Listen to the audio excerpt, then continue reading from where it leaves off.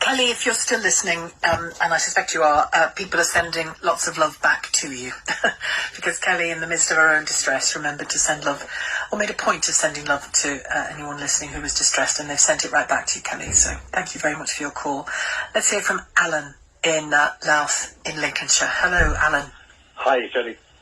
You were in care yourself as a kid, yeah? Yeah, well, first of all, let me just give Kelly the greatest respect for coming on and speaking like she did and getting very emotional about what happened to her. And a lot of what she actually said is very, very true and happened to myself in children's homes.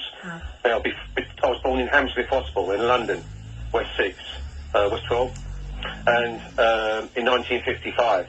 And between the ages of 0 and 6, I was in 5 children's homes. They called it respite care in them days, where you went in and out. If social services found it fit for you to go home, you would go home and be back with your parents. I was one of 4 siblings, and on my 6th birthday, I was taken before Marylebone Juvenile Court, and the judge looked down at me as a little 6-year-old boy, and I can remember looking up and seeing the crown and the unicorn and the lion, and I'm wondering, why has that horse got a horn out of his head? I was so oblivious and unaware of everything and my surrounds. And this judge looked down at this 6-year-old boy and said, "Would you like to go to the seaside, sonny boy?" And I've never been to the seaside. Well, all my siblings ended up in Beecham, Banstead, Surrey. Alan, can I just ask you just to be careful about naming particular places? Right. Very much want to hear what you've got to say, but if you can just not name particular care homes, that would be helpful. Okay. Thank you. So, anyway, I was taken to this horrific children's home, and I was put in a very, very abusive house called Laburnum. Now, I can name the house because so. And a lot of the perpetrators went from Beecham to Shirley Oak. Alan, I need you, honestly, I really want to have this conversation with you, but I really just need you to be careful about naming places. Okay, sorry, I do apologise. No, it's all right. I understand. It's your story and you're telling it your way. Then. So, I was in 4 of the cottages in this particular home. Yeah. Right? And I was in 3 very abusive cottages out of the 4. And all my family was abused in this one children's home. And it's very, very difficult to turn around and say, and Kelly was absolutely right, some of the punishment they used to do took place in the bathroom, where they used to kind of waterboard you and scrub you with the floor scrubbing brush.